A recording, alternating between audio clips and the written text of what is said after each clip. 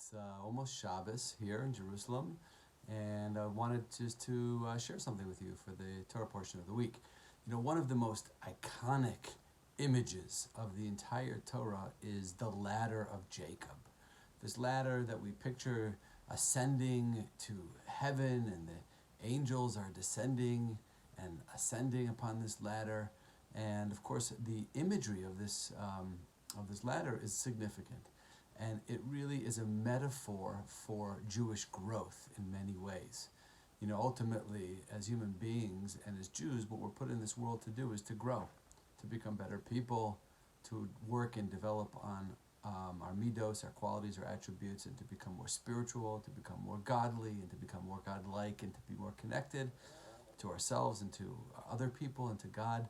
And that is a process that must, by definition, take place gradually, in steps.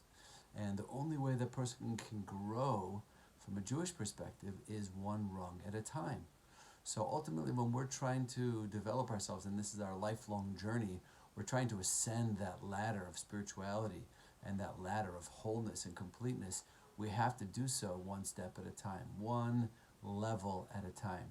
Now, ultimately, what's most important to God? When He looks at us in the final analysis, and He wants to determine if we were successful in life, or if we accomplished what it was that we were sent down in this world to do, what's He going to look at? Is God going to take a look at which rung of the ladder we ended up on? I don't think so. Because if that were the case, it would be very unfair. Because some people are born into perfect, ideal spiritual situations. Their parents are great rabbinical figures and leaders, and their grandparents and their great-grandparents and their going all the way back to Moses, were stellar, spiritual, morally developed individuals. And other people are born into far less ideal situations with different kinds of challenges and moral environments. So that can't be what God is looking at. He can't be interested in what rung we end up on. And our sages teach us that that's not at all what He's looking at. What God wants to ultimately to see from us is growth, actualization of our godly potential that exists inside of us. And therefore, what God is looking at is not which rung we end up on, but how many rungs we ascend, how much we grow in our lifetime. So that means theoretically you could have an individual who might be on a very high rung, who make up a number, 150. But when God ultimately looks at that person, He's going to look upon him much less favorably than a person who might be on rung 14. Why? Because the person on rung 14 may have started on the third or fourth rung, and somebody else may have started their life on the 149th rung. So what matters ultimately is our growth.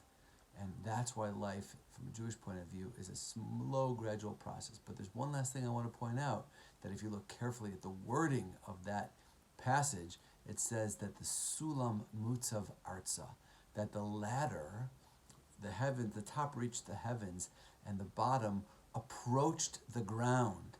It doesn't say it was planted in the ground. It said it approached the ground. Arza means towards the ground, which means it wasn't touching the ground, which ultimately leads us to another aspect of this metaphor.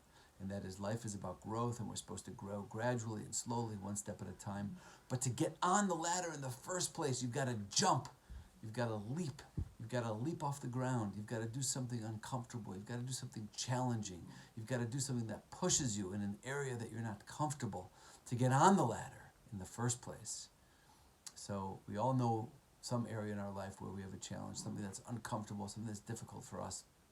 What we need to think about this Shabbos is, are we ready to jump, leap up into the air onto that rung, and begin our climb and our growth as great spiritual human beings?